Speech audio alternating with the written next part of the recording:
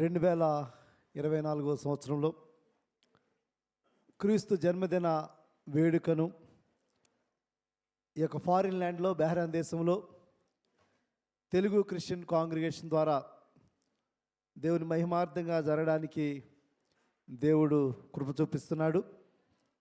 ఈ యొక్క వేడుకకు కూడి వచ్చిన సంఘమంతటి కూడా నా ప్రత్యేకమైన క్రిస్మస్ శుభాలని తెలియజేస్తున్నాను. దేవుని స్తోత్రం.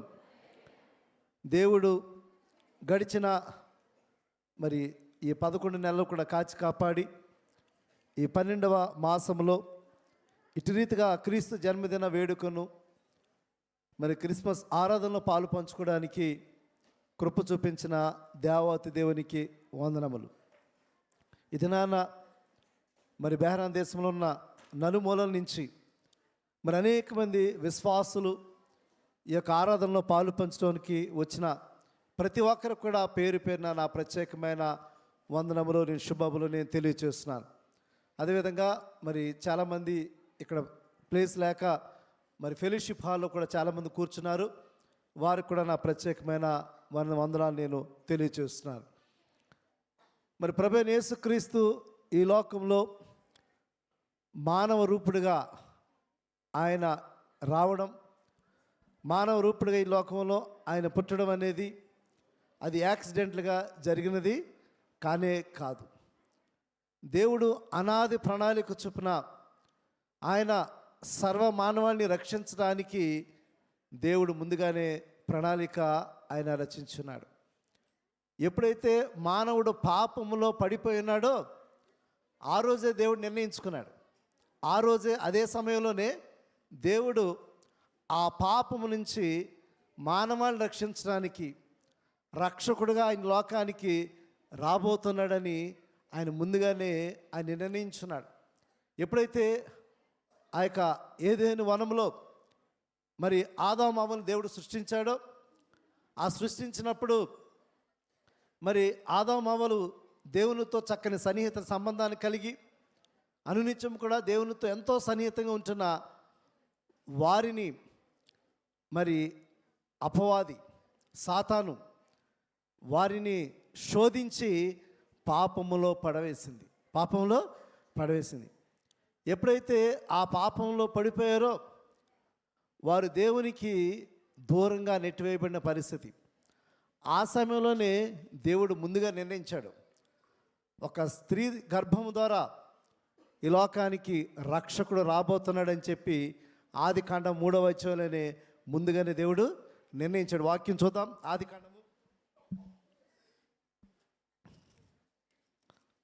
ఆదికాండము 3వ అధ్యాయము. దేవుడు ఎప్పుడైతే మానవుడు పడిపోయాడో, పాపం చేస్తున్నాడో, ఆ సమయంలో అటు సాతాను ఒక సర్పం రూపంలో వచ్చి అవ్వమ్మ గారిని శోధించిన సందర్భాన్ని మనం చూసినాం. ఆ సమయంలో అక్కడ ఆ యొక్క సర్పమును శపించి ఉన్నాడు. దానితో పాటు దేవుని యొక్క ఒక వాగ్దానం, ముందుగానే తన బిడ్డలైన వారిని రక్షించడానికి ప్రభువైన యేసుక్రీస్తు ఈ లోకానికి ఆయన వచ్చి ఆ స్త్రీ ద్వారా గర్భము ధరించి రక్షకుడుగా ఈ లోకానికి రాబోతున్నాడు అనే వార్త అనేక విషయాన్ని ముందుగానే దేవుడు నిర్ణయించాడు. ఆదికాండం 3వ అధ్యాయము 15వ వచనం చూడండి. మరియు నీకును స్త్రీకిని నీ సంతానమునకును ఆమె సంతానమునకును వైరము కలుగజేసేదను, అది నిన్ను తల మీద కొట్టును, నీవు దానిని మడిమి మీద కొట్టుదు అని చెప్పాను. దేవుని స్తోత్రం. నీకును స్త్రీకిని నీ సంతానమునకును అంటే దేవుడు స్త్రీ ద్వారా ఈ లోకానికి రక్షకుడిని పంపించాలని ఆ రోజే దేవుడు నిర్ణయించాడు. అక్కడ పురుషుని యొక్క సందర్భం ఏమీ కూడా లేదు.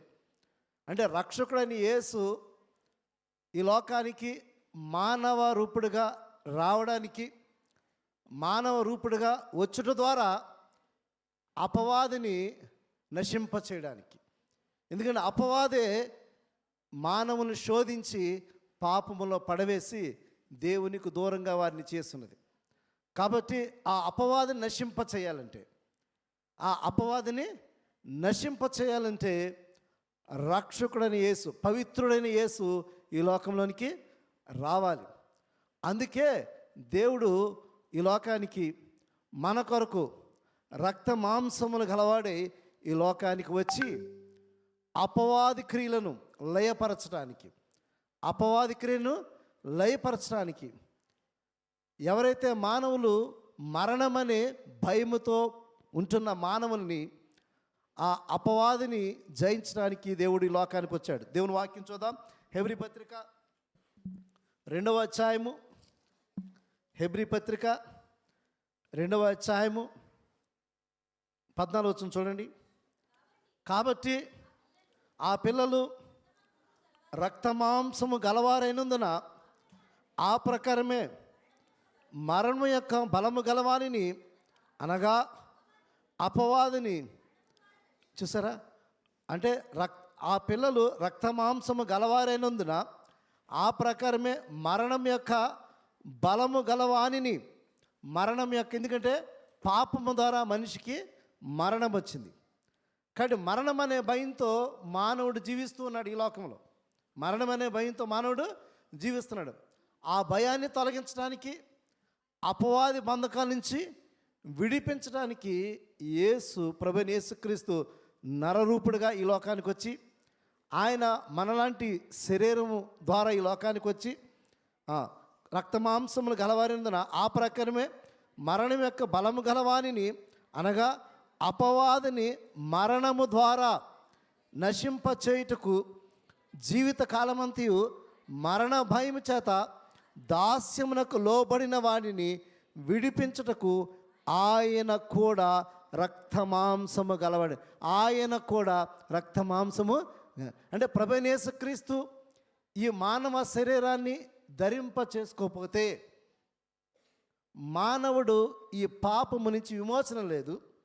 అంత మాత్రమే కాదు, ఈ అపవాది బంధకాల నుంచి విడుదల లేనిలేదు కదా. ఆ అపవాదిని జయించడానికి ప్రభువైన యేసుక్రీస్తు మానవ రూపాన్ని ధరించి ఆ అపవాదిని మరణం ద్వారా జయించి ఆయన పునరుద్ధరణగా తిరిగి లేచున్నాడు. దేవుని స్తోత్రం. అట్టి గొప్ప మరి ధన్యత దేవుడు మనకు అనుగ్రహించి, దేవుడు ఈ లోకానికి మనందరి కొరకు ఆయన వచ్చినాడు. ఎప్పుడైతే ప్రభువైన యేసుక్రీస్తు ఈ లోకంలో పుట్టి ఉన్నాడు అనే వర్తమానాన్ని ఎప్పుడైతే ఆ గాబ్రియేలు దూత తెలియజేసిందో, ఆ వర్తమానము ఈ లోకంలో ప్రజలందరికీ కూడా సంతోషకరమైన వర్తమానం కదా. ఆ మాట ప్రజలందరికీ కలగబోవు మహా సంతోషకరమైన సువర్తమానము, సంతోషకరమైన వర్తమానం. ఎందుకంటే రక్షకుడు మన కొరకు ఈ లోకంలో పుట్టి ఉన్నాడు. మరి నిజంగా ఆ యొక్క మాటను విన్న ఆ యొక్క గొర్రెల కాపులు సంతోషించారు. ఆ గొర్రెల కాపులు సంతోషించి ఆ బాలయేసును దర్శించుకుని ఆయన్ని కనులారా చూచున్నారు, స్తుతించున్నారు. ఆ చూసిన ఆ యొక్క మరి బాలయేసుని గురించి అనేక మందికి ప్రచురము వారు చేశారు. వాళ్ళు చాలా సంతోషించారు. అదేవిధంగా ఆ బాలయేసుని, ఆ రక్షకుడిని యేసుని మరి చూడడానికి తూర్పు దేశపు జ్ఞానులు వారు ఆ నక్షత్రాన్ని చూచి, ఆయన నక్షత్రాన్ని చూచి ఆ నక్షత్రం వెంబడి వారు గమనిస్తూ ఆ రక్షకుడిని యేసుని వారు కనుగొన్నారు. ఆ రక్షకుడిని యేసును కనుగొని అత్యానందభరితులై ఆయనను ఆరాధన చేసినట్టుగా, ఆయనకు బహుమతులు సమర్పించినట్టుగా మనం చూస్తున్నాం. అయితే ఇటు రీతిగా వారందరూ కూడా సంతోషించారు.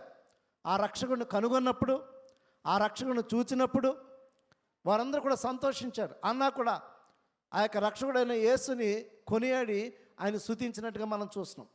ఇటు రీతిగా వారందరి జీవితంలో ఒక గొప్ప ఆనందం, ఒక గొప్ప సంతోషం, రక్షకుడు మన కొరకు ఆయన పుట్టి ఉన్నాడని.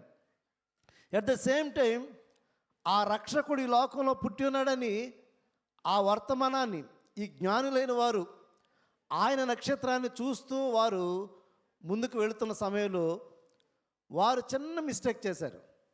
ఆ మిస్టేక్ చేసి ఇప్పుడు ఆ యొక్క బెత్లెహేములో ఆ యొక్క రాజుగా ఉన్న హేరోదు దగ్గరికి వెళ్ళారు. హేరోదు దగ్గరికి వెళ్ళి యూదుల రాజుగా పుట్టినవాడు ఎక్కడున్నారని చెప్పి అడిగిన సందర్భాన్ని మనం చూసినట్లయితే మత్తయి సువార్త 2వ అధ్యాయము, మత్తయి సువార్త 2వ అధ్యాయము చూడండి. మత్తయి సువార్త 2వ అధ్యాయం. రాజైన హేరోదు దినములందు యోధా దేశం బెత్లెహేములో యేసు పుట్టిన పిమ్మట ఇదిగో తూర్పు దేశపు జ్ఞానులు యెరూషలేమునకు వచ్చి, యూదుల రాజుగా పుట్టినవాడు ఎక్కడున్నాడు? తూర్పు దిక్కున మేము ఆయన నక్షత్రమును చూచి ఆయనను పూజింపవచ్చితమని చెప్పి డైరెక్ట్గా వెళ్ళి ఆ యెరూషలేముకి వెళ్ళి హేరోదు రాజు దగ్గరికి వెళ్ళారు. అయ్యా, మేము తూర్పు దేశపు జ్ఞానులము, ఆయన నక్షత్రాన్ని మేము చూచి మేము ఆయనను మేము వచ్చి ఉన్నామని ఎప్పుడైతే ఆ యొక్క హేరోదు రాజుకు తెలియజేశారో, ఇందాక మనం అనుకున్న ఈ క్యారెక్టర్స్ అన్నింటిలో కూడా గొప్ప సంతోషం. గొర్రెల కాపరులకు సంతోషం, జ్ఞానులు చాలా అత్యానందభరితులై ఆయనను ఆరాధించినట్టుగా మనం చూస్తున్నాం. కానీ హేరోదుకి ఏ సంతోషం లేదు, హేరోదుకి ఏ సంతోషమో లేదు. ఇది శుభవర్తమానమే, ప్రపంచ మానవాళికి ఇది శుభవర్తమానమే. కానీ హేరోదుకి అది శుభవర్తమానం కాదు, హేరోదుకి ఇది కలవరాన్ని తెచ్చిందండి. చూడండి, హేరోదు రాజు ఈ సంగతి విన్నప్పుడు అతడును అతనితో కూడా యెరూషలేములో వారందరూ కలవరపడిరి. చూసారా, ఆపోజిట్.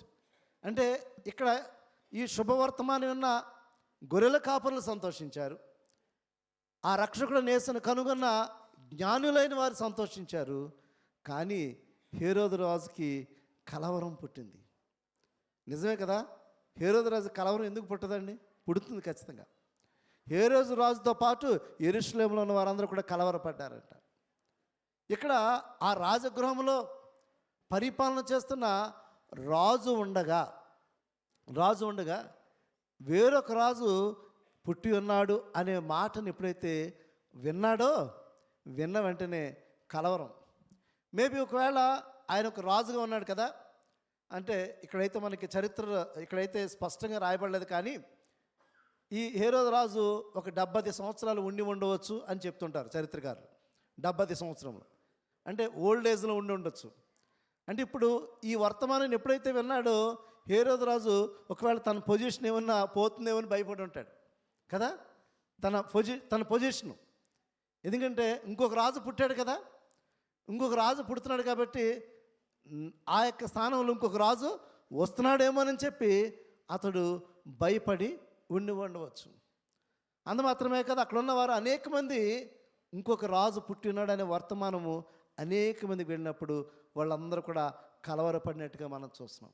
నిజమే, ప్రభువైన యేసుక్రీస్తు యొక్క పుట్టుక ఈ లోకంలో కలవరాన్ని తీసుకొచ్చింది. ప్రభువైన యేసుక్రీస్తు యొక్క జీవితం ఈ లోకంలో కలవరాన్ని తీసుకొచ్చింది. ప్రభువైన యేసుక్రీస్తు యొక్క స్వార్థమానము లేకపోతే ఆయన యొక్క వాక్యము ఈ లోకంలో చాలామందిని కలవరపెట్టింది. ఆయన జీవితము, ఆయన పుట్టుక, ఆయన మరణము, ఆయన పునరుద్ధానము ఈ లోకాన్ని కలవరపరిచింది. ఈ లోకంలో ఎన్నడూ ఎప్పుడూ జరగని మరి గొప్ప కార్యము మరి దేవుడు ప్రభువైన యేసుక్రీస్తు ద్వారా ఈ లోకంలో ఆయన చేసి ఉన్నాడు. మరి హేరోదు చూసినప్పుడు ఒక ఫిజికల్గా ఒక రాజుగా ఉన్న ఆ హేరోదు కలవరపడ్డాడు. ఎందుకంటే నేనుండగా ఇంకొక రాజు ఉండటం ఏంటని చెప్పి. ఖచ్చితంగా ఈ లోకంలో ఉన్నవారు పదవుల కోసం లేకపోతే ఈ లోకంలో అధికారం కోసం చాలామంది ఆలోచన చేస్తుంటారు కదా. ఒక ప్రైమ్ మినిస్టర్ అయి ఉండొచ్చు, లేకపోతే చీఫ్ మినిస్టర్ అయి ఉండొచ్చు, లేకపోతే ఒక ఎమ్మెల్యే అయి ఉండొచ్చు, లేకపోతే ఏదైనా ఒక రాజు అయి ఉండొచ్చు. వారు ఎప్పుడు కూడా వారి యొక్క పదవిని కాపాడడానికి చాలా ప్రయత్నం చేస్తుంటారు కదా. వారి పదవిని కాపాడుకోవడానికి చాలా ప్రయత్నాలు ఈ లోకంలో చేస్తుంటారు. అటు రీతిగా ఈ రాజు పుట్టి ఉన్నాడనే వర్తమానం ఎప్పుడైతే హేరోదు రాజుకు వచ్చిందో ఈయన అన్నారు, మీరు వెళ్ళి ఆయన పూజించి నాకు కూడా సమాచారం తెలియజేయమన్నప్పుడు దేవుని దూత వారికి తెలియజేసింది, మీరు మరలా తిరిగి ఆ మార్గంలో వెళ్ళొద్దు, వేరే మార్గంలో వెళ్ళని తెలియజేసినప్పుడు వారు తిరిగి రాలేదు. ఎప్పుడైతే జ్ఞానులు తిరిగి రాలేదో అపహసించారని ఇక్కడ హేరోదు భావించి 2 సంవత్సరాల వయసు కలిగిన పిల్లలందరినీ కూడా నరమేధం చేయించినట్టుగా కూడా మనము చూస్తున్నాం. అంటే తనలో కలవరము అటు రీతిగా 2 సంవత్సరాల వయసు గల బిడ్డలను కూడా అతను చంపించిన సందర్భాన్ని మనం చూస్తున్నాం. అటువంటి కలవరము, అటువంటి మరి దుర్భరమైన పరిస్థితి ఆ సమయంలో ఉన్నట్టుగా మనం చూస్తున్నాం. అయితే ప్రభువైన యేసుక్రీస్తు యొక్క జీవితము ఈ లోకంలో ఆయన పరిచయం చేస్తున్నప్పుడు ఆ శాస్త్రులు పరిసయ్యులు కూడా కలవరపడ్డారంట. ఆయన వాక్యం చెప్తున్నప్పుడు, ఆయన అనేక మంది సూచక్రియలు చేస్తున్నప్పుడు అనేక మంది ఆయన విశ్వసిస్తున్నారు, అనేక మంది ఆయన వెంబడిస్తున్నారు. తండోపతండాలుగా ఆ ప్రభువైన యేసుక్రీస్తు కొరకు వేగిరపడినట్టుగా ఆయన మాటలు వినడానికి, ఆయనకు వాక్యాన్ని వినడానికి, ఆయన చేస్తున్న కార్యాలను చూడడానికి అనేక మంది ఆ దినాన్న ఆయన చుట్టూ అనేక మంది వస్తుండేవారు. ఒకనొక సందర్భం చూసినప్పుడు యూదులు కూడా కలవరపడిన సందర్భాన్ని మనం చూస్తున్నాం. యోహాను సువార్త 11వ అధ్యాయము 47, 48 వచనాలు చూసినట్లయితే, యోహాను సువార్త 11వ అధ్యాయము ప్రధాన యాజకులను పరిసయ్యులను మహాసభను సమకూర్చి మనమేమి చూసారా, ఈ శాస్త్రులు, ఈ ప్రధాన యాజకులు, పరిసయ్యులు అందరూ కూడా ఒక పెద్ద మీటింగ్ ఏర్పాటు చేశారంట. ఎందుకో తెలుసా? వారిలో కలవరం వచ్చేసింది. ప్రభువైన యేసుక్రీస్తు చెబుతున్న మాటలకు, ప్రభువైన యేసుక్రీస్తు చేస్తున్న కార్యాలకు అనేక మంది యూదులు ప్రభువైన యేసుక్రీస్తుని విశ్వసిస్తున్నారంట. చదవండి ఇంకా. మనం ఏమి చేయుచున్నాము? ఈ మనుషుడు అనేకమైన సూచక్రియలు చేయుచున్నాడే, మనం ఆయనను ఇలాగూ చూచుచు ఓరకుండెని ఎడల అందరూ ఆయన యందు విశ్వాసం ఉంచెదరు. అప్పుడు రోమీలు వచ్చి మన స్థలమును, మన జనమును ఆక్రమించుకుందరని చెప్పి. చూసారా, పాపం వీళ్ళ పొజిషన్స్ ఎక్కడ పోతాయని, గౌరవాలు ఎక్కడ తగ్గిపోతాయని వీరందరూ కూడా, ఆ ప్రధాన యాజకులు, ఆ పరిసయ్యులు ఒక పెద్ద మీటింగ్ ఏర్పాటు చేసుకుని, ఇప్పుడు మనం ఏం చేయాలి? యేసుక్రీస్తు మనము ఏమి చేయాలి? ఎందుకంటే ఇలా విడిచిపెడితే అనేక మంది యేసుని విశ్వసిస్తున్నారు, అనేక మంది యేసుని వెంబడిస్తున్నారు, అనేక మంది యేసు యొక్క మాటలు విశ్వాసంగా ఉంటూ ఆయన వెంబడిస్తున్నారు. కాబట్టి ఎందుకంటే ఆనాటి సమాజంలో అగ్రపీఠాల్లో ఉన్నది వాళ్ళే. ఆనాటి సమాజంలో ఆ యొక్క శాస్త్రులు, ఆ పరిసయ్యులు, ఆ ప్రధాన యాజకులు వారందరూ కూడా ప్రజలు నడిపించేవారు. ఆ ధర్మశాస్త్ర ప్రకారం ప్రజల్ని నడిపిస్తున్న వారు ఉన్నారు. వీరి యొక్క గౌరవం తగ్గిపోతుందేమో, లేకపోతే ప్రజలు వీరిని నమ్మరేమోనండి, ప్రజలు వీరిని వెంబడించరని చెప్పి వారందరూ కూడా కలవరపడిన సందర్భాన్ని మనం చూస్తున్నాం. ఎందుకంటే యేసయ్య చెబుతున్న మాటలకు అనేక మంది ఆయనను విశ్వసించడం, ఆయన చేస్తున్న కార్యాలకు అనేక మంది ఆయన యందు నమ్మకం ఉంచి యేసుని వెంబడించినట్టుగా మనం చూస్తున్నాము. కాబట్టి రెండోదిగా చూసినప్పుడు యూదులలో కలవరం ఏర్పడిన సందర్భాన్ని మనం చూస్తున్నాము. అదేవిధంగా ప్రభువైన యేసుక్రీస్తు యొక్క స్వార్థ గురించి పౌలు శీలలు ఒక బలమైన స్వార్థ ప్రకటన చేస్తున్నప్పుడంట, దయ్యములు వెళ్ళగొడుతూ అనేకమైన అద్భుతమైన కార్యాలు పౌలు శీల ద్వారా చేస్తూ ఉన్న సమయంలో వారు ఒక రోమా పట్టణానికి వచ్చి స్వార్థ పరిచయం చేస్తుంటే ఆ పట్టణం అంతా కూడా గలిబిలైపోయిందంట. కలవరం ఏర్పడింది. వీరు చేస్తున్న స్వార్థకు అనేకమైన అద్భుతమైన కార్యాలు, ఆ పౌలు శీల ద్వారా అద్భుతమైన కార్యములు చేస్తున్న సమయంలో ఆ పట్టణం అంతా కూడా గలిబిలైపోయిందంట, కలవరం వచ్చేసిందంట. వాక్యం చూద్దాం. అపొస్తలుల కార్యములు 16వ అధ్యాయము 21వ వచనం చూసినట్లయితే, అపొస్తలుల కార్యములు 16వ అధ్యాయము, రోమీయులైన మనము అంగీకరించుటకైనను చేయుటకైనను కూడని ఆచారములు ప్రచురించుచు మన పట్టణము గలిబిలి చేయుచున్నారని చెప్పిరి. అప్పుడు జనసమూహము వారి మీదకి దొమ్మిగా వచ్చెను. న్యాయాధిపతులను వారి వస్త్రం లాగివేసి వారిని బెత్తముతో కొట్టమని వారిని ఆజ్ఞాపించిరి. వారు చాలా దెబ్బలు కొట్టి వారిని చెరసాలలో వేసి భద్రముగా కనిపెట్టమని చెరసాల నాయకుకి ఆజ్ఞాపించిరి. చూసారా, ఇక్కడ పౌలు శీలలు ఒక అద్భుతమైన స్వార్థ పరిచర్య చేస్తున్న సమయంలో ఆ రోమీల పట్టణంలో గలిబిలి వచ్చేసింది. ఎందుకంటే వారు చేస్తున్న స్వార్థ పరిచర్యకు, దేవుని గురించి ప్రకటన చేస్తున్నప్పుడు ఆ ముందు మనం చూసినప్పుడు అద్భుతాలు జరిగినాయి. లూదియా అనే ఒక సహోదరి ఆమె తన జీవితాన్ని దేవునికి సంపూర్ణంగా సమర్పించుకున్నది. ఆ యొక్క ఇంటిలో ఒక కూడిక పెట్టుకున్నది. ఆ తదుపరి మరి పుతో అని ఒక దయ్యంతో పట్టి పీడించబడుతున్న ఆమెను మరి పౌలు భక్తుడు ఆమెను ఆ యొక్క బంధకం నుంచి విడుదల చేయడం, ఇటు రీతిగా అద్భుతాలు జరుగుతున్నాయి. ఇటు రీతిగా స్వార్థ పౌలు భక్తులు అందిస్తున్న సమయంలో ఆ యొక్క పట్టణం అంతా కూడా గలిబిలైపోయింది. పట్టణంలో అందరూ కూడా కలవరం వచ్చేసింది. అంటే ప్రభువైన యేసుక్రీస్తు గురించి ప్రకటన చేస్తున్నప్పుడు, ప్రభువైన యేసుక్రీస్తు ద్వారా అద్భుతమైన కార్యాలు యేసు నామమును చేస్తున్నప్పుడు వారందరిలో కలవరాన్ని మనం చూస్తున్నాం. కాబట్టి యూదుల్లో కలవరం చూసాం. పౌలు శీల సువార్త పరిచయం చేసినప్పుడు ఆ రోమి పట్టణంలో కలవరం చూస్తున్నాము. అదేవిధంగా ప్రభువైన యేసుక్రీస్తు గురించి మనం చూసినట్లయితే ఆ ప్రభువైన యేసుక్రీస్తు ఆయన యెరూషలేము జయప్రవేశం చేసినప్పుడు అనేక మంది యూదులు కలవరపడిపోయారంట. చాలామంది ఆయన విశ్వసించారు, చాలామంది ఆయన వాక్యాన్ని విన్నారు, చాలామంది అద్భుతాలు వారు చూస్తున్నారు, అద్భుతాలు పొందుకున్నారు. అయితే ఇంకా ఆయన్ని విశ్వసించని వారు, ఇంకా ప్రభువైన యేసుక్రీస్తుని అంగీకరించిన వారు, ప్రభువైన యేసుక్రీస్తుని ఆహ్వానించిన వారు అనేక మందిలో ఆ కలవరు ఈయన ఎవరో అని, అంటే ఆయన ఇంకా రక్షకుడుగా గుర్తించలేని వారు, ఇంకా ఆయన వాక్యాన్ని అంగీకరించలేని వారు, ప్రభువైన యేసుక్రీస్తుని ఇంకా స్వీకరించలేని వారు, ఆయన యందు విశ్వాసం ఉంచని వారు అనేక మంది ఆయన ఎవరో అని కలవరపడ్డారంట. ఆ ప్రభువైన యేసుక్రీస్తు ఆ జయ ప్రవేశంతో ఆ యొక్క యెరూషలేముకు వచ్చినప్పుడు మత్తయి సువార్త 21వ అధ్యాయము 10వ వచనం చూసినప్పుడు, మత్తయి సువార్త ఆయన యెరూషలేముకు వచ్చినప్పుడు పట్టణమంతయు ఈయన ఎవరో అని చూసారా. ఈయన అంటే యేసుక్రీస్తుని వారు చూడలేదంటారా? యేసుక్రీస్తు మాటలు వారు విని ఉండలేదంటారా? లేకపోతే యేసుక్రీస్తు యొక్క అద్భుతాలు వాళ్ళు చూసి ఉండకపోవచ్చా? ఖచ్చితంగా. కానీ యేసుని అంగీకరించిన వారు కాదు, యేసుని విశ్వసించిన వారు కాదు, యేసు మాటలు వారు స్వీకరించిన వారు కాదు, యేసుని వారి హృదయంలో వారు ఆహ్వానించిన వారు కాదు. అందుకే యేసు ఎవరు?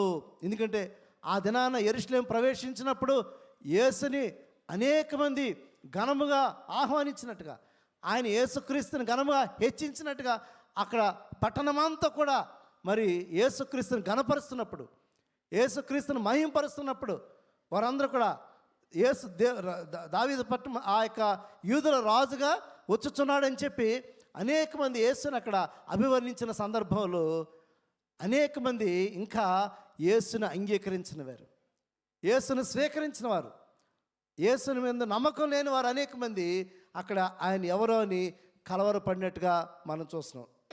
అంత మాత్రమే కాదు, ప్రభువైన యేసుక్రీస్తు వచ్చినప్పుడు దయ్యములు కూడా కలవరపడ్డాయంట. ప్రభువైన యేసుక్రీస్తు వచ్చినప్పుడు దయ్యములు కూడా కలవరపడి, ఎందుకంటే యేసుని గురించి వాటికి బాగా తెలుసు. ఒకవేళ మనమేమో గుర్తించట్లేదేమో, మనమేమో ఆయన గమనించట్లేదు, లేకపోతే ఆయన మీద విశ్వాసం ఉంచట్లేదు.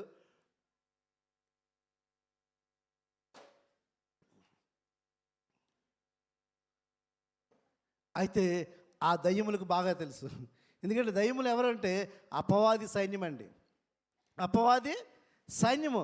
అపవాది సైన్యముకి ప్రభువైన యేసుక్రీస్తు గురించి తెలుసు, అది కూడా కలవరపడిందంట. చూద్దాం దేవుని వాక్యం. గెరాసన్న దేశంలో ఒక వ్యక్తి దయ్యము చేత పీడింపబడుతున్న ఆ వ్యక్తి దగ్గరికి యేసయ్య అక్కడికి వెళ్ళినప్పుడు చూద్దాం.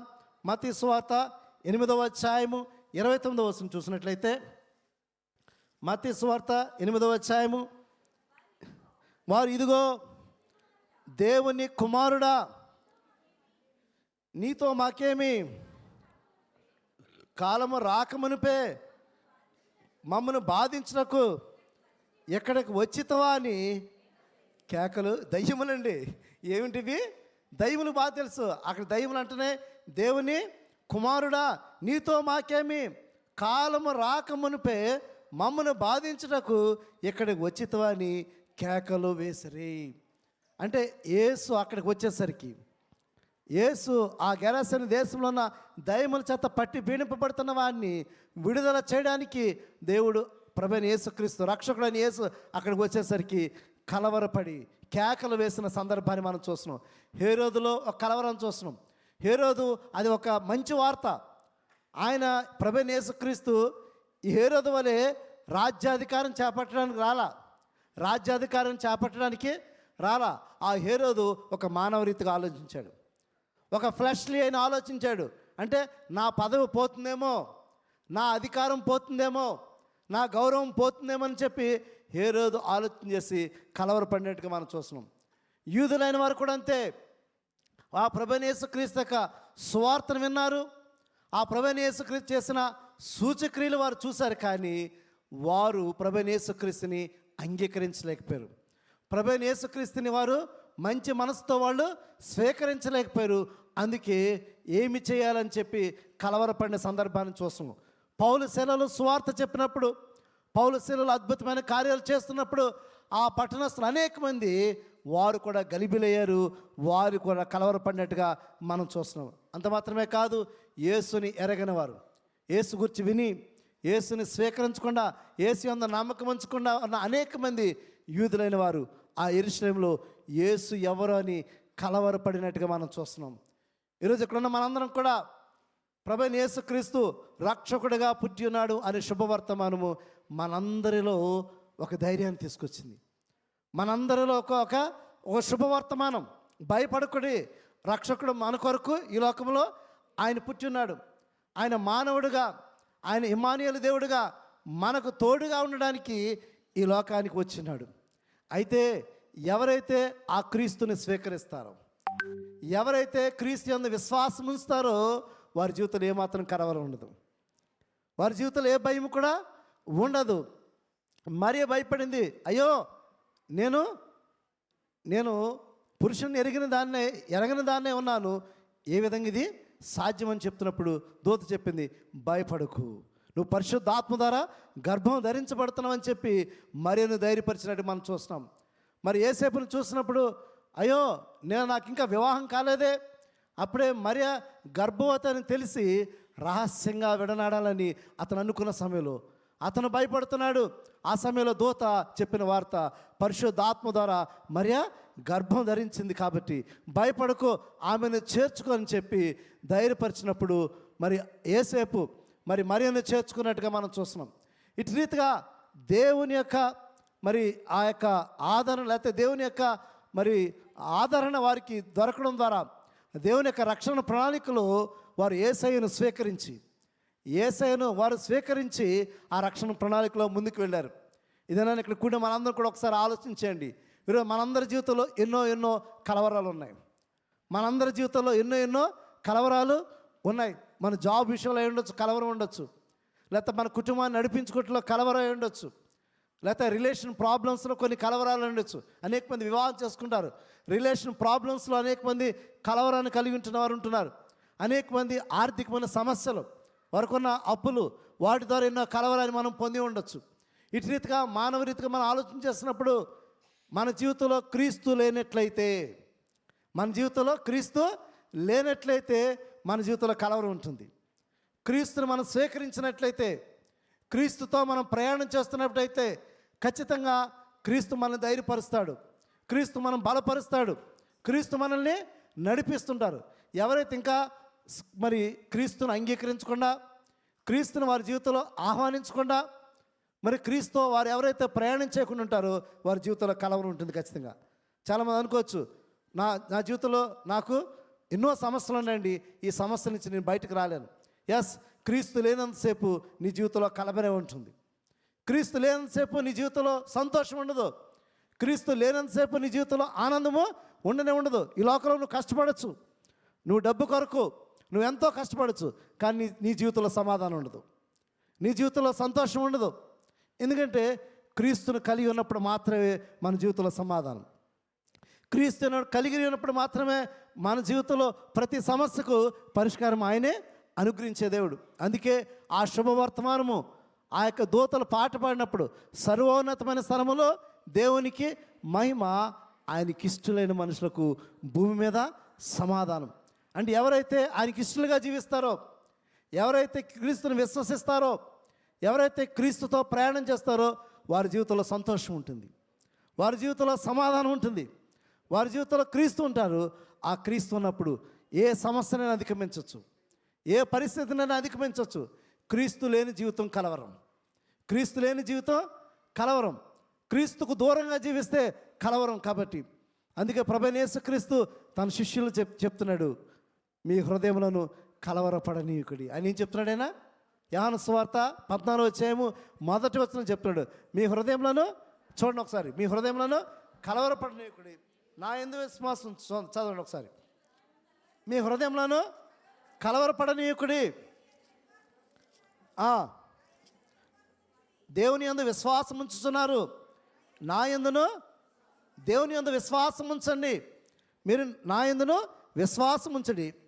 నా తండ్రి ఇంట అనేక నివాసములు కలవు, లేనియెడల మీతో చెప్పుదును. మీకు స్థలము సిద్ధపరచు వెళ్ళుచున్నాను. నేను వెళ్ళి మీకు స్థలము సిద్ధపరిచిన నేనుండు స్థలములో మీరును ఉండులాగున మరలా వచ్చి నా యొద్దకు ఉండుటకు మిమ్మల్ని తీసుకుని పోదును. దేవుని స్తోత్రం. ఈ దినాన్ని ఇక్కడ ఉన్న మనందరం కూడా ప్రభువైన యేసుక్రీస్తుని విశ్వసించి, ప్రభువైన యేసుక్రీస్తుని మీద నమ్మకంతో మనం ముందుకు సాగుతున్నప్పుడు యేసయ్య చెప్తున్న వాగ్దానం, నేను మరలా తిరిగి వస్తాను. యేసయ్య చెప్తున్నాడు, నేను మరలా తిరిగి వస్తున్నాను, నేను మరలా తిరిగి వచ్చి నేనుండు స్థలంలో మీరును ఉండులాగన, నేనుండు స్థలంలో మీరును ఉండులాగన నేను మరలా తిరిగి రాబోతున్నాను. కాబట్టి నా యందు విశ్వాసం ఉంచండి, నా యందు విశ్వాసము ఉంచండి, మీ హృదయంలో కలవరాన్ని నేను తొలగిస్తానని యేసయ్య చెప్తున్నాడు. ఇక్కడ కూడిన మనందరం కూడా 2024 సంవత్సరంలో ఈ యొక్క క్రిస్మస్ వేడుకను మనం జరుపుకుంటున్నాం. క్రీస్తు నీతో ఉన్నట్లయితే నీలో కలవరం ఉండదు. క్రీస్తు నీ కుటుంబంలో ఉంటున్నట్లయితే నీ కలవరం ఉండదు. క్రీస్తు నీ జీవితంలో ఉన్నట్లయితే నీ కలవరం ఉండదు. ఆయన చెప్తున్నాడు, మీ హృదయంలోనూ కలవరపడనీయుకుడి, నా యందు విశ్వాసం ఉంచండి. నేను మరలా తిరిగి రాబోతున్నాను, నేను మరలా తిరిగి రాబోతున్నాను, నేనుండు స్థలంలో మిమ్మల్ని తీసుకువెళ్ళడానికి నేను తిరిగి రాబోతున్నానని చెప్తున్నాడు. కాబట్టి ఈ ప్రశస్తమైన సమయంలో 2024 సంవత్సరంలో క్రీస్తు మొదటి అడ్వెంట్ సెలబ్రేషన్ జరుపుకుంటున్న మనందరం కూడా దేవుడు ఇస్తున్న అభయం ఏంటంటే, మీ హృదయంలోనూ కలవర పడనీయుకుడి, ఆయన యందు విశ్వాసం ఉంచండి. ఆయన ఎవరైతే సొంత రక్షకుడిగా అంగీకరిస్తున్నారో, ఆయన ఎవరైతే సొంత రక్షకుడిగా అంగీకరిస్తున్నారో, ఎవరైతే క్రీస్తుతో ప్రయాణం చేస్తున్నారో వారి జీవితంలో కలవరాన్ని తొలగించి, భయాన్ని తొలగించి, ఆయన సమాధానాన్ని, సంతోషాన్ని దేవుడు అనుగ్రహించడానికి సిద్ధపడుతున్నాడు. అటు రీతిగా ఆయన యందు విశ్వాసం ఉంచి మన హృదయంలో క్రీస్తుని మనము స్వీకరించినట్లయితే క్రీస్తు మనకు తోడుగుంటాడు. ఆయన అనుగ్రహించే వాగ్దానం ఏంటంటే, నీకు సమాధానాన్ని అనుగ్రహిస్తున్నాడు. అట్టి సమాధానం పొందుకొని క్రీస్తు కొరకు నమ్మకంగా మన జీవితం ఈ 2024 సంవత్సరం అంతా దేవుడు కాచి కాపాడి ఉన్నాడు. 2025 సంవత్సరంలో ఆయన మన జీవితాన్ని సమాధానపూర్వకంగా, సంతోషకరంగా, ఆశీర్వాదకరంగా నడిపించాలని కోరుకుంటూ ఈ మాటలు ముగిస్తున్నాను. దేవుడి మాటలు దీవించును గాక. ఆమేన్.